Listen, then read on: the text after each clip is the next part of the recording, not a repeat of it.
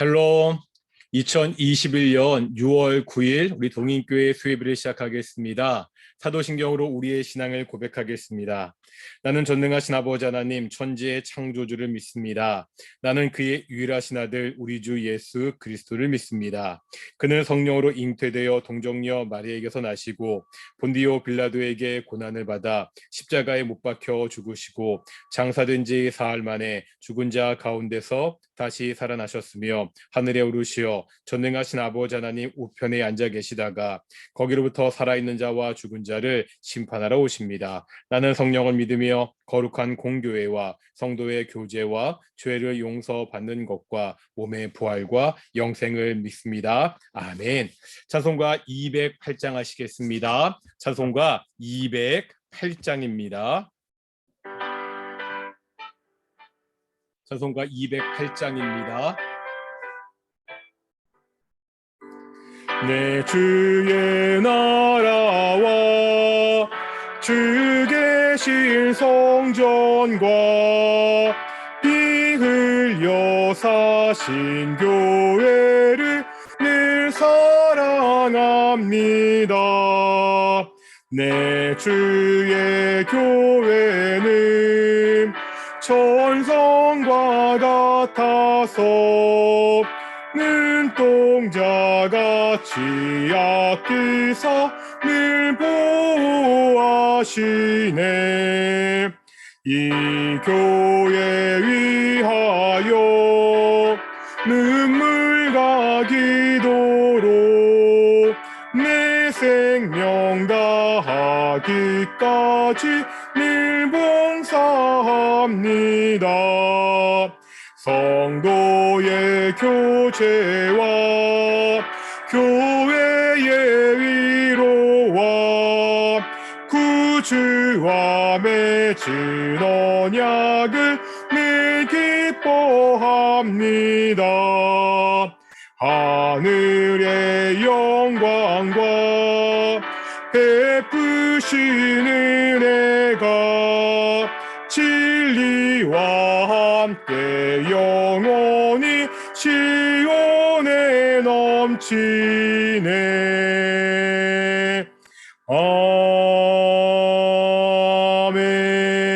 아멘. 기도하겠습니다. 사랑과 은혜가 충만하신 아버지 하나님 감사드립니다. 오늘도 우리가 이렇게 수요 예배로 하나님께 예배하고 있습니다. 하나님, 우리가 예배할 때, 찬양할 때, 이렇게 기도할 때, 하나님의 말씀을 들을 때 하나님이 함께해 주시옵소서. 특별히 우리가 하나님의 말씀을 배울 때 성경의 저자이신 성령께서 우리와 함께 하시고 우리에게 친히 말씀을 가르쳐 주시옵소서. 이 말씀들이 우리의 마음에 깊이 새겨지게 하시고 이 말씀을 통하여 우리의 신앙이 성장하는 귀한 시간이 될 수 있도록 인도해 주시옵소서. 하나님, 코로나19 백신 접종이 계속되는 가운데 있습니다. 하나님, 이 모든 행정 절차들이 원활하게 이루어지게 하여 주시옵시고 속히 이 나라가 집단 면역을 이룰 수 있도록 인도해 주시옵소서. 아버지 하나님, 지구상에 많은 가난한 나라들이 있습니다. 참 많은 확진자들이 나고 있지만 그들의 가난 때문에 백신 접종을 하지 못하는 그런 나라들도 많이 있습니다. 하나님, 국제사회가 서로 연계하여서 빨리 그 모든 전 세계 나라들 가운데 백신을 접종할 수 있도록 하여 주시옵시고 전 세계 모든 나라들이 이 재앙에서 벗어날 수 있도록 인도해 주시옵소서. 하나님, 우리 동인교회가 안드레 프로젝트를 시작합니다. 우리 믿지 않는 우리의 가족들을 에게 복음을 전하고 교회로 전도하자는 그러한 우리 프로젝트입니다. 하나님, 이번 기회를 통해 다시 한번 우리 믿지 않는 가족들을 위해서 기도하게 하여 주시옵시고 동인교회가 한 마음이 되어서 함께 기도하고 함께 전도할 수 있는 귀한 시간 될 수 있도록 인도해 주시옵소서. 오늘도 말씀을 들을 것입니다. 우리 말씀 가운데 주께서 함께 주시옵소서. 감사하며 이 모든 말씀 예수님의 이름으로 기도드렸습니다. 아멘. 예, 반갑습니다. 그러니까 우리가 오늘도 계속해서 우리 여호수아 말씀을 계속해서 볼 텐데요. 우리 같이 한번 화면을 보시고요. 우리가 계속해서 지금 여호수아 말씀을 보고 있죠. 여호수아 말씀을 보고 있는데 우리가 여호수아 말씀을 보면 크게 여호수아는 네 부분으로 나눌 수 있다고 이렇게 말씀을 드렸습니다. 기억나신가요? 어떻게 크게 나눌 수 있죠? 맨 처음에 뭐였죠? 건너라. 두 번째 뭐 하는 거죠? 건너가서 그것을 정복하고 차지하는 거죠. 세 번째 뭐 하는 거죠? 나누는 겁니다. 네 번째, 그다음에 섬겨라. 다시요. 건너라. 건너는 거는 어디를 건너가는 거죠? 요단강을 건너가는 겁니다. 그러니까 요단 동편에 있던 이스라엘 백성들이 요단강을 건너서 드디어 가나안 땅으로 건너가는 거죠. 두 번째는 뭐 하라고요? 취하라, 차지해라, 정복해라. 그렇게 건너간 이스라엘 백성들이 이제 가나안 땅에 들어가서 그 땅을 정복하는 내용이 6장부터 12장까지 나오고요.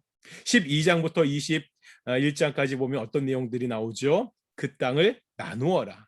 그렇게 차지한 땅을 지파별로 분배하는 내용이 나오는 것을 볼 수가 있습니다. 그리고 마지막에는 섬겨라. 이제 미래에 관한 내용이죠. 이스라엘 백성들이 세계에 모여서 다시 한번 하나님과 언약을 맺고 어떻게 하나님을 섬겨야 되는지를 보는 내용들이 마지막에 나와 있습니다. 우리가 지난주에는 드디어 취하라.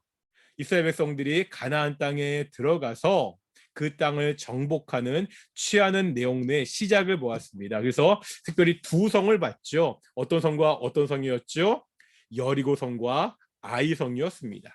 이 두 성은 서로 굉장히 대조되는 성이죠. 여리고 성은 어떠한 성이었습니까? 여리고 성은 굉장히 크고 요새와 같은 성입니다.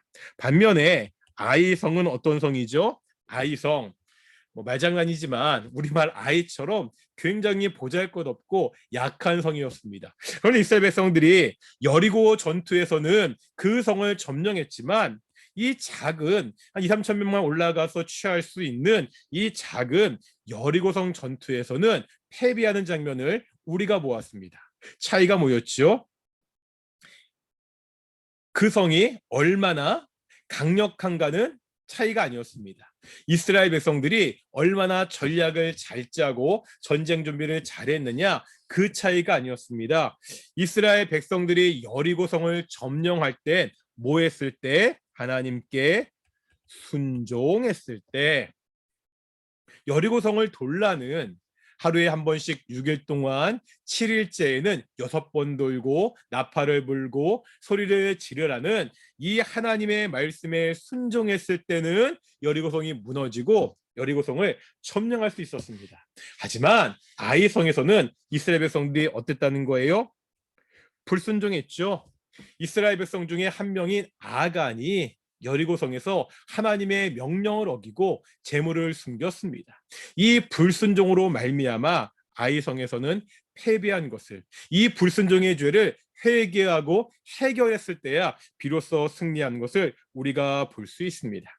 이 여리고성과 그 아이성의 전투는 다시 한번 이 가나안 정복 전쟁이 어떠한 의미가 있는지를 우리에게 보여주고 있습니다. 가나안 정복 전쟁은 어떠한 의미가 있다고 말씀드렸습니까? 이것이 단순히 군사적인 전쟁이 아니라 뭐와의 전쟁? 가나안 백성과의 전쟁이 아니라 나와의 전쟁. 근데 어떤 나와의 전쟁이죠? 하나님 말씀에 순종하느냐, 순종하지 않느냐. 바로 이것이 전쟁의 승패를 좌우한다고 말씀드렸습니다. 이스라엘 백성들이 가나안 땅을 정복하는 것은 이미 하나님께서 주시기로 약속한 땅을 가서 취하기만 하면 되는 거예요. 그 전제 조건이 하나님의 말씀에 순종하는 것입니다. 그래서 6장부터 8장까지는 어쨌든 이 말씀에 순종해서 얘는 이스라엘 백성들이 이렇게 되는 거잖아요. 다시 한번 지도를 간단히 그려보면 이렇게 됐죠. 이렇게 돼서 이렇게. 이 그림 계속 기억나시죠? 이스라엘 지도는 그리기 쉽다고 말씀드렸습니다. 이 위에 있는 게 뭐라고요? 얘가 갈릴리 호수 바다라고 부르고 얘가 사해 바다입니다. 이 갈릴리 호수와 사해 바다를 잇는 이 선이 뭐죠? 요단 강입니다. 이스라엘 백성들이 요단 동편에서 있다가 이제 요단강을 건너서 요단 서편 가나안 땅에 들어가서 먼저 어디를 친 거예요? 이 중부 지역을 공격해서 점령했습니다. 그것이 여리고성과 그 다음 아이성 전투고요. 이제 가운데를 쳤으니까 위아래를 공격해야 되는 거잖아요. 그래서 10장에는 요 밑에 남부 지역을 점령하는 내용이 나오고 있고요. 그 다음에 이제 11장에는 이 북부 지역, 그래서 이스라엘 백성들이 이 여리고성 전체를 차지하는 내용이 10장부터 11장까지 나와 있습니다. 그래서 이제는 마지막 12장까지 그것이 정리가 되고 마지막 13장에서 당을 분배하는 이야기가 시작되는데, 이렇게 본격적으로 남부와 북부 지역을 점령하는 이야기가 나오기 전에 9장에 어떠한 이야기가 나옵니까? 기브온 족속에 관한 이야기들이 나옵니다. 그럼 우리 한번 여호수아 9장 1절 한번 보실까요? 9장 1절입니다. 9장 1절 보겠습니다. 함께 1절, 2절 읽겠습니다. 이 후에 유단 서쪽 산지와 평지와 레바논 앞대에 연하 있는 헷 사람과 아모리 사람과 가나안 사람과 브릿 사람과 히윗 사람과 여부 사람의 모든 왕들이 이 일을 듣고, 이게 무슨 이야기죠? 여리고와 아이성을 점령한 이야기를 이 가나안 족속들이 들은 거예요. 이스라엘 백성들이 여리고와 이 아이성을 점령한 이야기를 들었는데, 이렇게 듣고 2절에 보면 그들의 반응이 나옵니다. 반응이 뭐죠? 모여서 일심으로 여호수아와 이스라엘에 맞서서 싸우려 하더라. 이들은 하나님의 일하심을, 하나님의 능력으로 여리고 성과 아이 성을 점령했다는 이야기를 들었지만, 그 이야기를 듣고 이제 여호수아와 이스라엘과 더불어 싸우기로 결단하고 있습니다. 반면에 3절입니다. 3절 보겠습니다. 기브온 주민들이 여호수아가 여리고와 아이의 행한 일을 듣고, 그 족속들 중에서 이 기브온 족속들도 역시 다른 족속과 똑같이 여리고와 아이성을 점령한 이야기를 들었습니다. 그런데 그 반응이 다른 거예요. 앞서 다른 족속들은 어떻게 했죠? 그 이야기를 듣고 이제 여호수아와 이스라엘 백성들과 싸우려 하고 있습니다. 하지만 3절부터 쭉 보면 기브온 족속들은 그 이야기를 듣고 싸우려 하는 것이 아니라 이스라엘 백성들과 화친을 맺으려고 합니다. 그때 우리가 잘 아는 이야기가 있죠. 이 기브온 족속들이 이스라엘 백성들을 찾아가는데 어떻게 찾아가죠? 4절에 보면 꾀를 내어 사신의 모양을 꾸미는데 어떻게 꾸미죠? 헤어진 전대와 헤어지고 찢어져서 기운 가죽 포도주 부대를 나귀에 싣고, 그 다음에 5절에 보니까 그 발에는 낡아서 기운 신을 싣고 낡은 옷을 입고 마르고 곰팡이가 난 떡을 준비하고.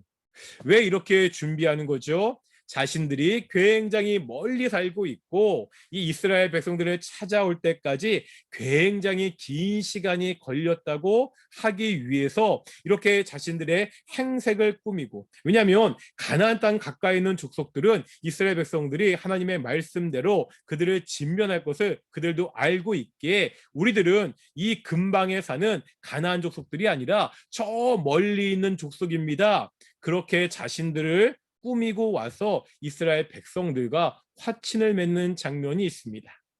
이것을 보고 이스라엘 백성들이 속고 말죠.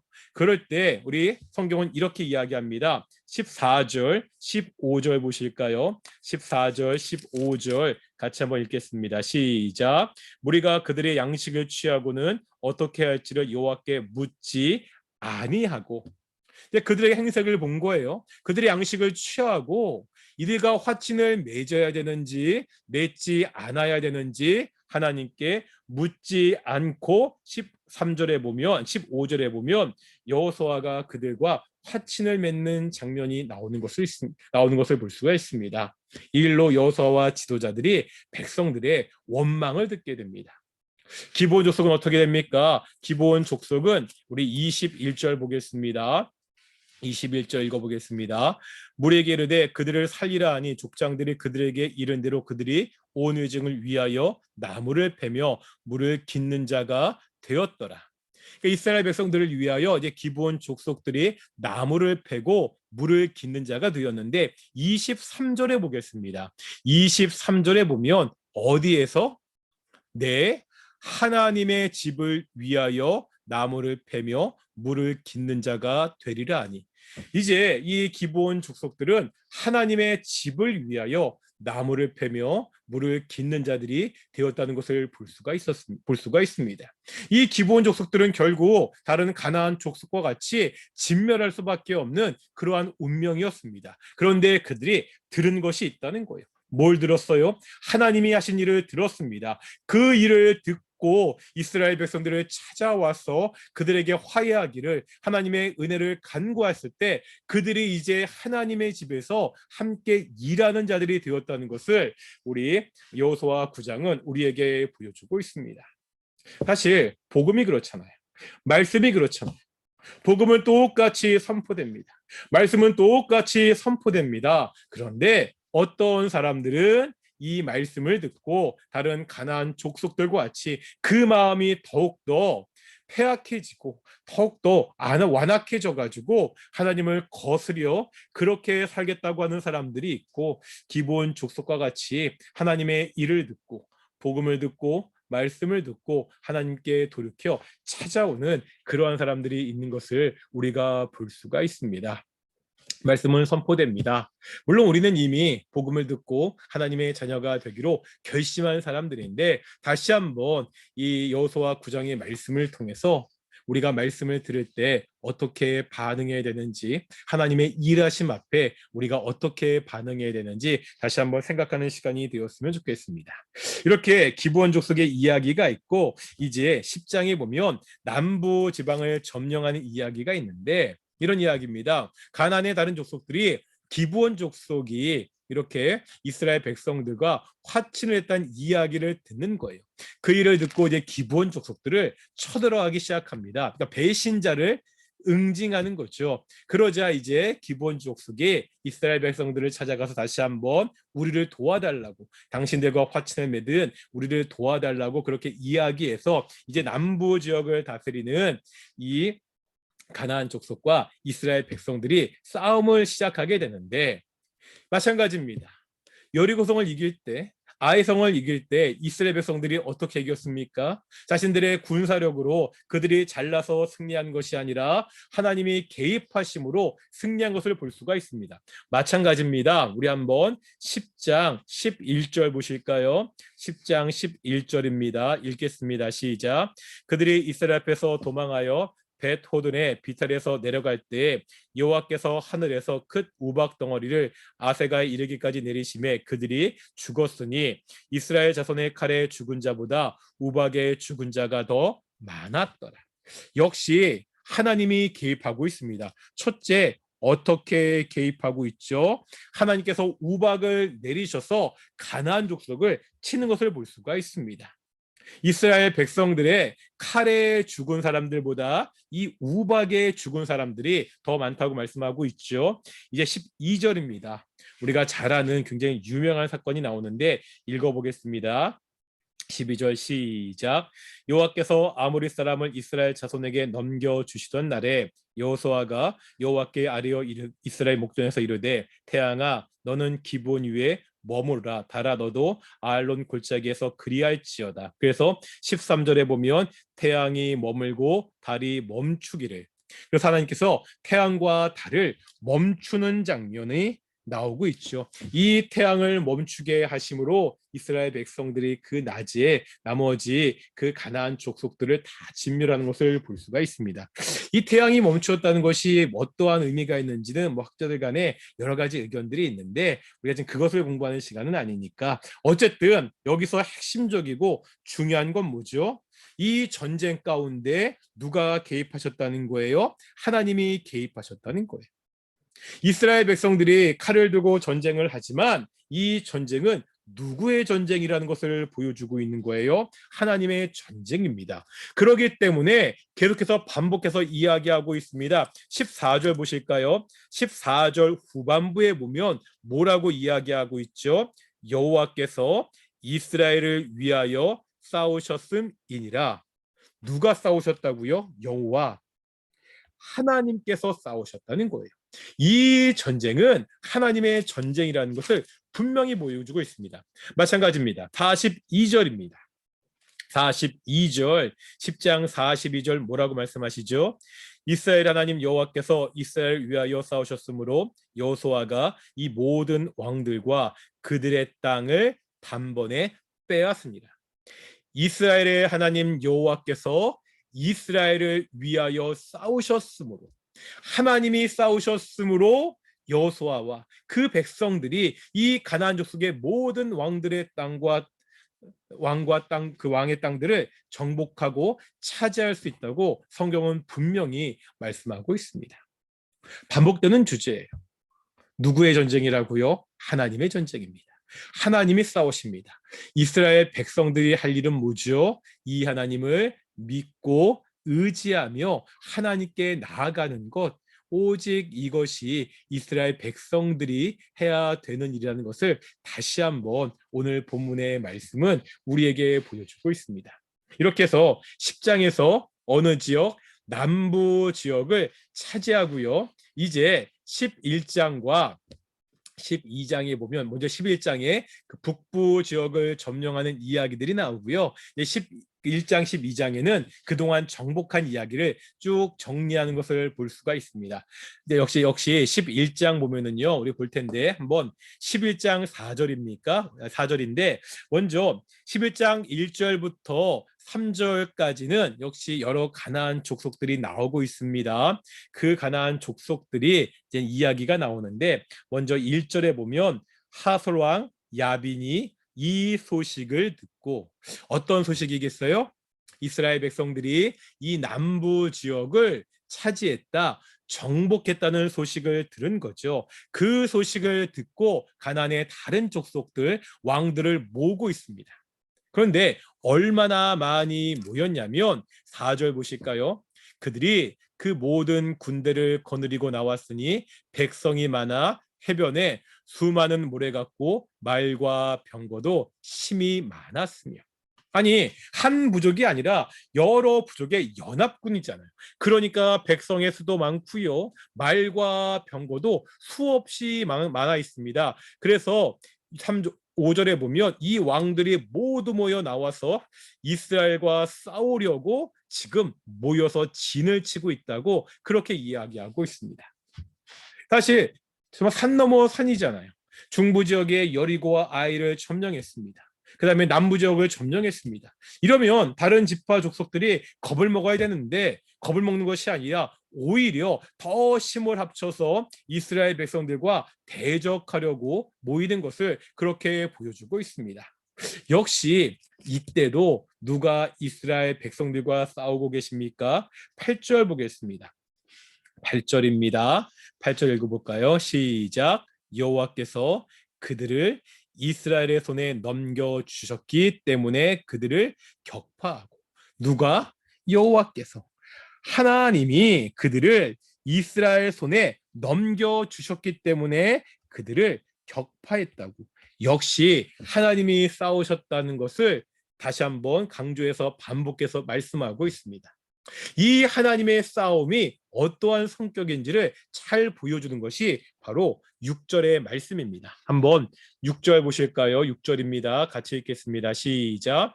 여호와께서 여호수아에게 이르시되 그들로 말미암아 두려워하지 말라. 내일 이맘때 내가 그들을 이스라엘 앞에 넘겨주어 몰살시키리니. 여기도 역시 내가 그들을 너에게 넘겨주겠다, 내가 그들을 몰살시키겠다, 하나님이 개입하시고 하나님이 싸우실 거다, 이렇게 말씀하시면서 그들에게 한 가지 명령을 주십니다. 어떤 명령이죠? 너는 그들의 말 뒷발에 심줄을 끊고 그들의 병거를 불사르라.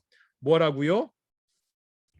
말 심줄을 끊고 그 다음에 뭐 하라고요? 병거를 불사르라. 이게 무슨 말이죠? 말 심줄을 끊고 병거를 불사르라. 당시의 말과 병거는 굉장한 무기입니다. 그러니까 지금으로 하면은요, 뭐 탱크 같이, 전차 같이. 그러니까 전쟁을 좌우할 수 있는, 전쟁의 승패를 좌우할 수 있는 굉장히 중요한 전쟁 무기였습니다. 그런데 전쟁에서 승리해서 그 전쟁 무기들을 취했어요. 그러면은 그것들을 가지고 자기가 다음번 전쟁에 이용할 수 있잖아요. 그런데 하나님 뭐 하라 하시는 거예요? 말 심줄을 끊어라, 병거를 불사르라, 그것들을 이용하지 말라는 거예요. 이렇게 말씀하시는 이유가 뭐죠? 왜 이렇게 하나님 명령하시는 거예요? 만약에 그들에게 말이 있고 병거가 많은 것을 보면 이스라엘 백성들이 어떻게 생각할 수 있습니까?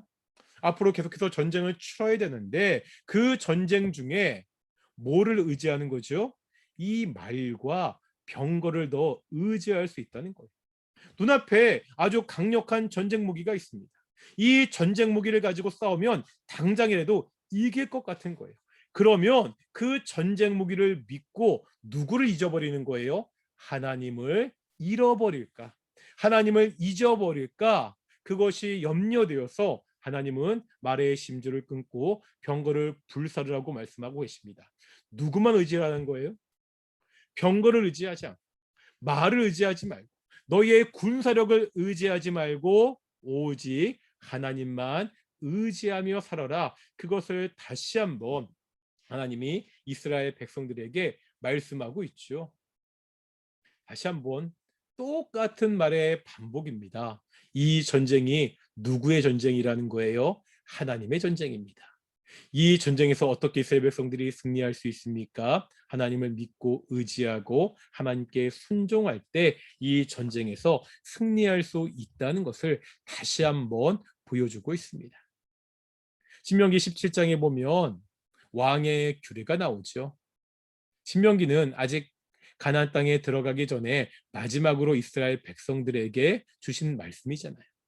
그때 왕의 규례, 왕에게 무엇을 하지 말라고 말씀하시죠? 은금을 많이 모으지 말라고, 많은 아내를 두지 말라고, 말을 구하려고 애굽으로 돌아가지 말라고 말씀합니다.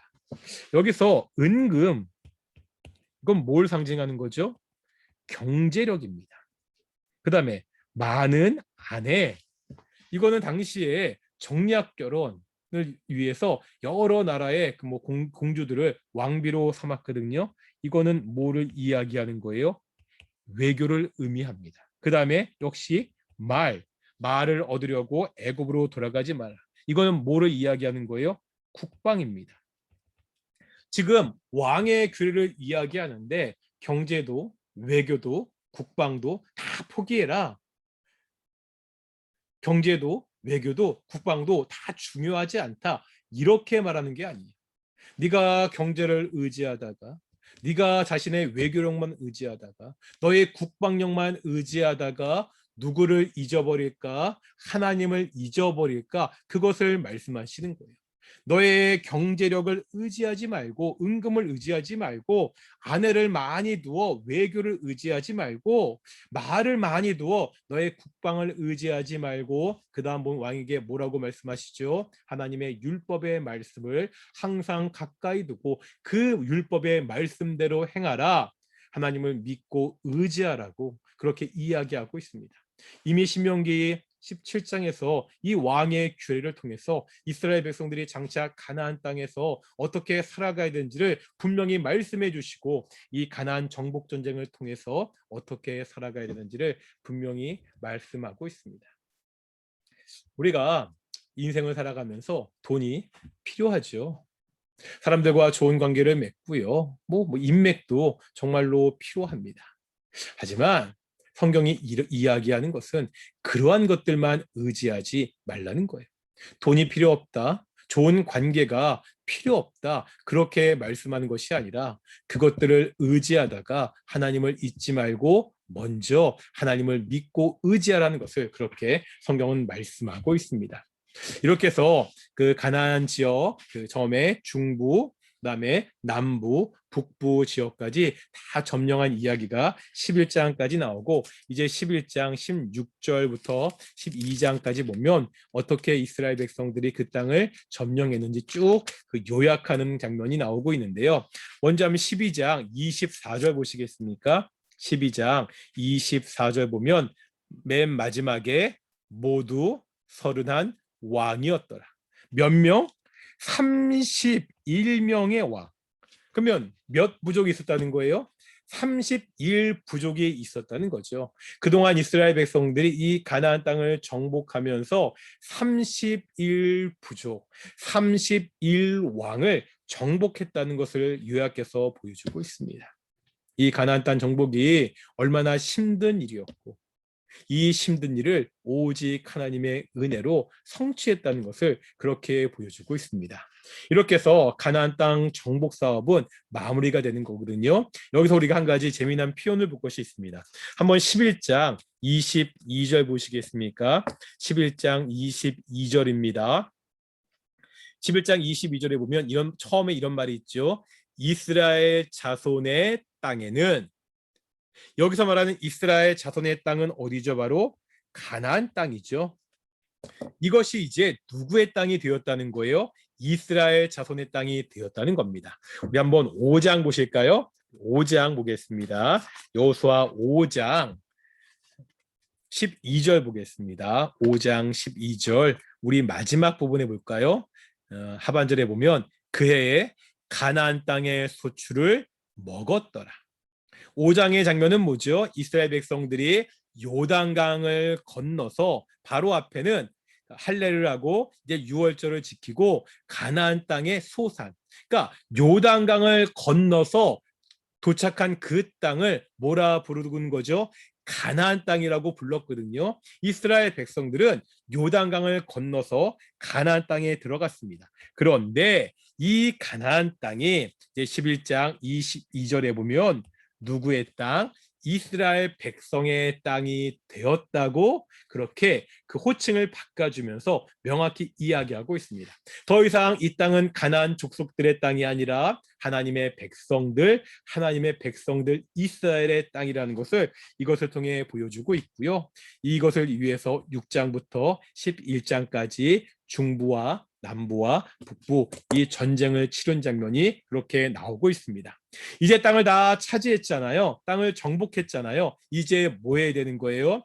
한 군데 다 모여 살 수 없잖아요. 이스라엘 백성들이 지파별로 이 가나안 땅을 분배하는 내용이 13장부터 21장까지 나오는 것을 볼 수가 있습니다. 다시요. 여호수아서는 크게 네 부분 나눌 수 있는데 가장 먼저 건너라, 요단강을 도하하는 거고요. 두 번째 뭐죠?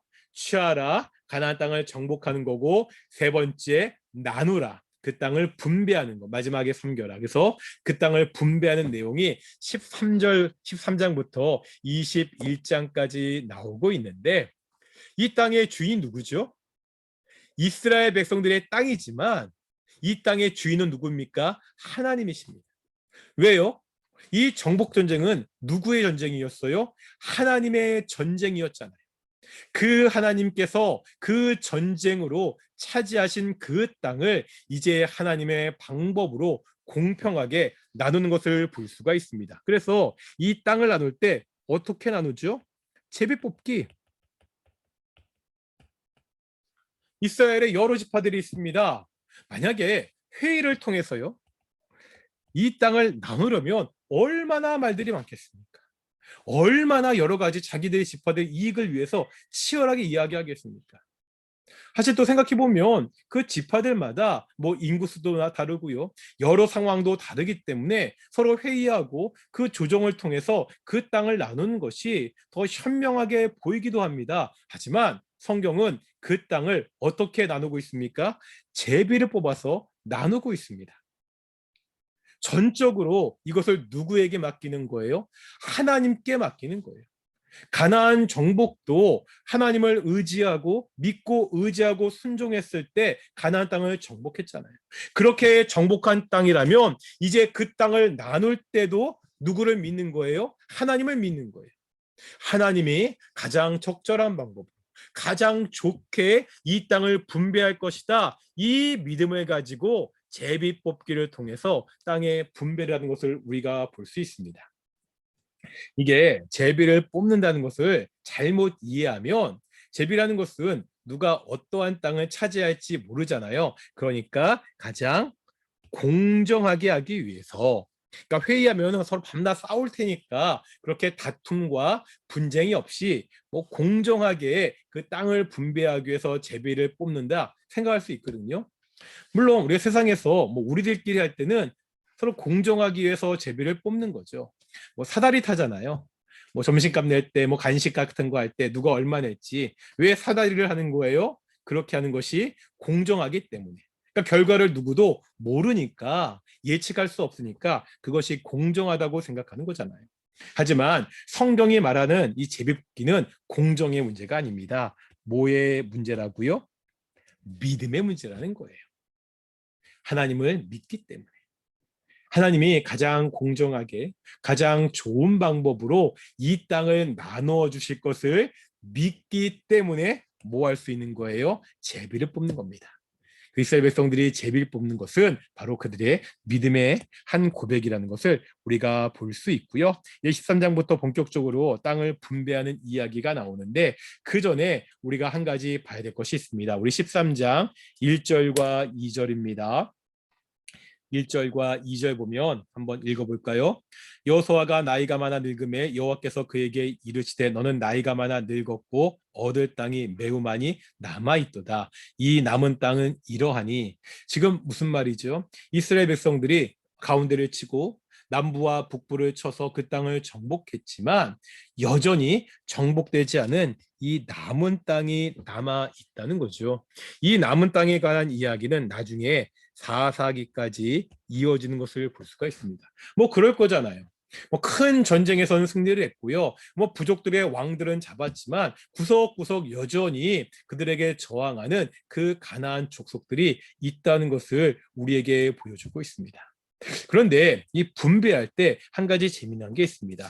6장 7절 보실까요? 6장 7절입니다. 중간쯤 보면 내가 그들을 이스라엘 자손 앞에서 쫓아내리니, 아직 남아있는 땅입니다. 아직 정복하지 않은 땅이에요. 하지만 그 땅도 내가 그들을 쫓아낼 것이니까 뭐라 말씀하세요? 너는 내가 명령한 대로 그 땅을 이스라엘에게 분배하여 기업이 되게 하되, 아직 정복되지 않은 땅이거든요. 아직 가나안 족속들이 살고 있는 땅이라는 거예요. 그런데 그 땅도 뭐 하라는 거예요? 제비를 뽑아서 내가 말하는 방법대로 너희가 그 땅을 분배하라고. 아직 가진 땅이 아닌데, 아직 차지한 땅이 아니지만 하나님께서 말씀하시기를 그 땅도 뭐 하라는 거예요? 제비 뽑아서 분배하라고 말씀하고 있습니다. 그 땅도 반드시 하나님께서 너희에게 줄 것이라는 거예요. 아직 정복되지 않은 남아있는 땅이지만 이미 그 땅은 이스라엘 백성들의 땅이라는 것을 확인해 주시고, 그 믿음을 가지고 정복되지 않은 그 땅도 너희가 차지하라고 그렇게 말씀하고 있습니다. 그렇지 않습니까? 이스라엘 백성들이 가나안 땅을 처음 밟을 때도 여호수아에게 네가 밟을 그 땅을 내가 이미 너희에게 주었다고 말씀하고 있습니다. 아직 이스라엘 백성들이 그 땅을 밟지 않았거든요. 아직 들어가지 않았습니다. 그런데 밟기도 전에 너희가 앞으로 밟을 그 땅을 내가 너희에게 이미 주었다고, 이미 이스라엘 백성들의 땅이라고 말씀하신 그 하나님께서 이제 그 땅을 분배할 때도 아직 정복되지 않은 땅이지만 내가 줄 것이기 때문에 너희는 그 땅을 분배하라고 그렇게 말씀하고 있습니다. 다시 한번 이 땅이 철저하게, 이 땅을 정복하는 것이 철저하게 하나님의 일이고 하나님이 하시고 이스라엘 백성들이 할 일은 하나님을 믿고 의지하는 것이라는 것을 계속 반복해서 우리에게 보여주고 있습니다. 여기까지 해서 우리가 그 땅을 분배해 시작하는 내용을 봤고요. 우리가 다음 주에는 요단 동편부터 시작해서 본격적으로 이스라엘 백성들이 땅을 분배하는 그 내용들을 함께 살펴보도록 하겠습니다. 제가 기도하겠습니다. 거룩하고 존귀하신 아버지 하나님, 감사드립니다. 오늘도 우리가 하나님의 말씀을 보게 하심을 정말로 감사드립니다. 하나님, 우리가 이 어려운 세상 가운데 어떻게 살아갈 수 있습니까? 이스라엘 백성들이 하나님을 의지했던 것처럼 하나님을 믿고 의지하고 말씀에 순종하여 가나안 땅을 차지하고 승리했던 것처럼 우리가 이 악한 세상, 이 어려운 세상 가운데 하나님을 믿고 의지하고 말씀에 순종하며 살아갈 수 있도록 인도하시고 주께서 축복하여 주시옵소서. 우리 동인의 성도들 어디에 있든지 하나님이 동행하시고 어디에 있든지 하나님이 개입하셔서 항상 승리하는 삶을 살 수 있도록 주께서 인도해 주시옵소서. 감사하며 이 모든 말씀 예수님의 이름으로 기도드렸습니다. 아멘. 주기도문 하시겠습니다. 하늘에 계신 우리 아버지, 아버지의 이름을 거룩하게 하시며 아버지의 나라가 오게 하시며 아버지의 뜻이 하늘에서와 같이 땅에서도 이루어지게 하소서. 오늘 우리에게 이루어질 양식을 주시고 우리가 우리에게 잘못한 사람을 용서하여 준 것 같이 우리 죄를 용서하여 주시고 우리를 시험에 빠지지 않게 하시고 악에서 구하소서. 나라와 권능과 영광이 영원히 아버지의 것입니다. 아멘. 예, 감사합니다. 이것으로 마치겠습니다. 우리가 다음 주에 다시 우리가 이렇게 비록 온라인이지만 함께 만나서 수요예배 드리도록 하겠습니다. 샬롬.